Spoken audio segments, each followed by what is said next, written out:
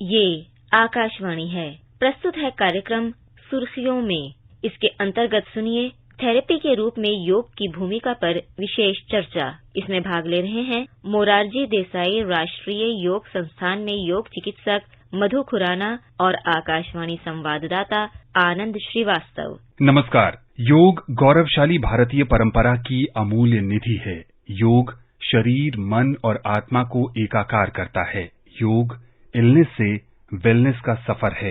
योग थेरेपी पर बात करने के लिए आज हमारे साथ हैं मोरारजी देसाई राष्ट्रीय योग संस्थान की योग थेरेपिस्ट मधु खुराना। मधु जी, कार्यक्रम में आपका बहुत बहुत स्वागत है। धन्यवाद।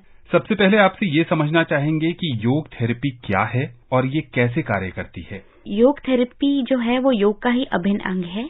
इसमें जो योग के विभिन्न सिद्धांत होते हैं, हमारे प्रिंसिपल्स होते हैं, उनका उपयोग हम व्यक्ति के शारीरिक, मानसिक और आध्यात्मिक लक्ष्यों की प्राप्ति के लिए करते हैं। जैसे कि किसी का फिटनेस गोल हो सकता है या किसी को कोई रोग है तो उसको किस प्रकार जड़ से दूर किया जा सके, या कोई मानसिक समस्या हो उसको दूर किया जा सके, या किसी का आध्यात्मिक लक्ष्य भी होता है, उसकी प्राप्ति के लिए योग थेरेपी का उपयोग किया जाता है। चर्चा को आगे बढ़ाने से पहले बहुत सारे श्रोताओं के जहन में ये सवाल उठ रहा होगा कि योग और योग थेरेपी एक ही है या दो विधाएं हैं। जी, योग जो है वो मुख्य जो टर्म रहता है योग है और उसका हिस्सा है योग थेरेपी। मतलब कि योग के ही विभिन्न सिद्धांतों का जब उपयोग व्यक्ति के शरीर के रोगों को दूर करने के लिए किया जाता है, शारीरिक और मानसिक रोगों को, तो वह योग थेरेपी कहलाता है। आपने रोगों का जिक्र किया, तो योग थेरेपी से किन बीमारियों का इलाज किया जा रहा है आजकल? योग जो है वो सबसे ज्यादा साइकोसोमैटिक जो डिजीज हैं, यानी कि मनोदेहिक रोग जो है उनके उन्मूलन में सहायक है। जैसे कि हमारे योग के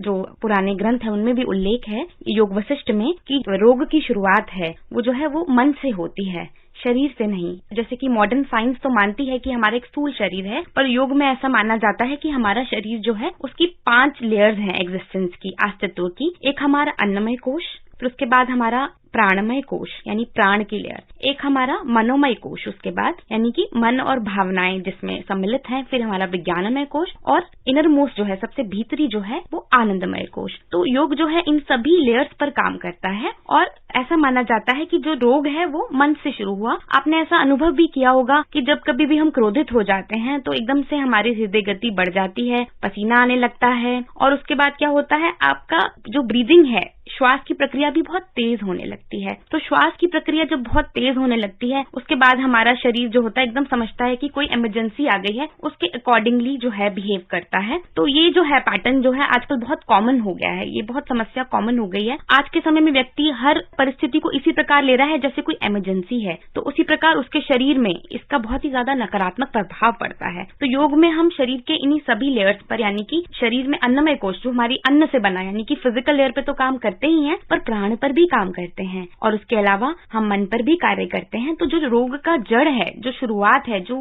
मन से हुई है, उस पे काम किया जाता है। जो श्रोता ये कार्यक्रम सुन रहे हैं उनके जहन में एक और सवाल उठ रहा होगा कि योग थेरेपी लेने के लिए कहाँ जाना होगा। जैसे कि हम टेलीविजन से देखकर या ऑनलाइन देखकर योग करते हैं, प्राणायाम करते हैं, तो योग थेरेपी भी क्या ऑनलाइन देखकर की जा सकती है या फिर किसी विशेषज्ञ के अंदर ही हम उसे कर सकते हैं? जी, बहुत ही अच्छा सवाल पूछा आपने। योग थेरेपी जो है कभी भी टीवी देखकर या बुक देखकर नहीं करनी चाहिए किसी किताब से, क्योंकि ये जो है व्यक्ति को कोई ना कोई शरीर में समस्या होती है, कोई ना कोई उसकी प्रॉब्लम होती है, तो उसके अकॉर्डिंगली थेरेपी दी जाती है। ये कभी भी रोग के सिम्टम पे बेस नहीं होती। हमारे पास अगर एक ही रोग के 2 पेशेंट भी आते हैं, दोनों को अगर सपोज एक ही बीमारी है, तो भी हम उनको अलग तरीके से ट्रीट करते हैं, क्योंकि सभी की अपनी प्रकृति है, सभी का अपना जो है ऑक्यूपेशन है अलग अलग हो सकता है और रोग का कारण भी अलग अलग हो सकता है। तो उसके अकॉर्डिंगली ही हम योगा थेरेपी का प्रोटोकॉल बनाते हैं उस पर्सन को देखकर कि उसकी क्या समस्या है, क्या कारण है उसके रोग का, उस प्रकार ही हम उसका निदान करते हैं, उस प्रकार ही हम उसको थेरेपी देते हैं। तो हमेशा एक योग चिकित्सक के निर्देशन में ही योग थेरेपी करनी चाहिए। अब बहुत ही व्यवहारिक सवाल ये उठता है कि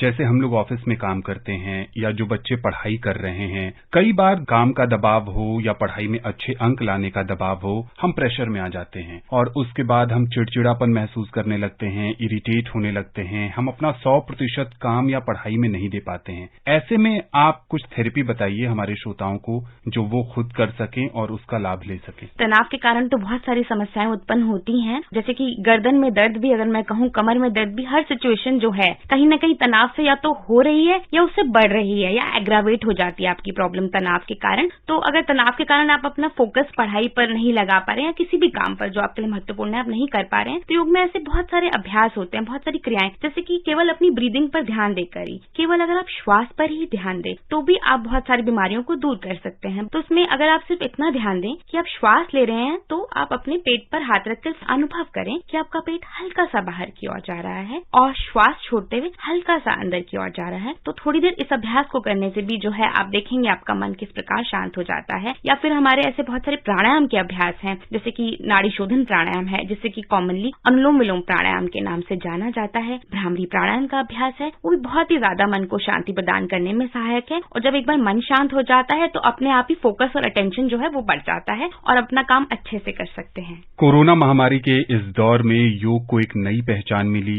लोगों ने जाना समझा कि इससे रोग प्रतिरोधक क्षमता को मजबूत किया जा सकता है, खुद को सकारात्मक भी बनाया रखा जा सकता है। आज के दौर में आप वो कौन सी योग साधनाएं हैं या कौन सी योग थेरेपी है जो लोगों को इम्यून सिस्टम मजबूत बनाने के लिए सजेस्ट करेंगी? इम्यूनिटी को बढ़ाने के लिए योग में जो ब्रीदिंग प्रैक्टिसेस का बहुत महत्व है, यानी कि श्वास की जो हमारी क्रियाएं हैं, प्राणायाम जिसे कहते हैं, उनका बहुत ज्यादा महत्व है, जिसमें कि एब्डोमिनल ब्रीदिंग, जो कि मैंने अभी आपको एक्सप्लेन भी करी है, ये प्रैक्टिस। और इसके अलावा अगर मैं बात करूं तो नाड़ी शोधन प्राणायाम, जिसमें कि हम जो है इड़ा पिंगला नाड़ी को संतुलित करते हैं, जो हमें संतुलन की अवस्था की ओर लेके जाता है। भ्रामरी प्राणायाम योग निद्रा का अभ्यास, जो कि हमें शरीर को और मन को कैसे विश्राम दिया जाए ये सिखाता है। ये अभ्यास बहुत ही महत्वपूर्ण है और बहुत ही लाभदायक है। इसके अलावा बहुत सारे ऐसे आसन भी हैं जो कि हमारे चेस्ट एक्सपेंशन को इम्प्रूव करते हैं और वह भी इम्यूनिटी को बढ़ाने में बहुत ही सहायक है। कौन कौन से लोग हैं जो योग थेरेपी कर सकते हैं? क्या सभी कोई कर सकता है? और एक व्यक्ति को एक दिन में कितने समय तक योग थेरेपी करनी चाहिए?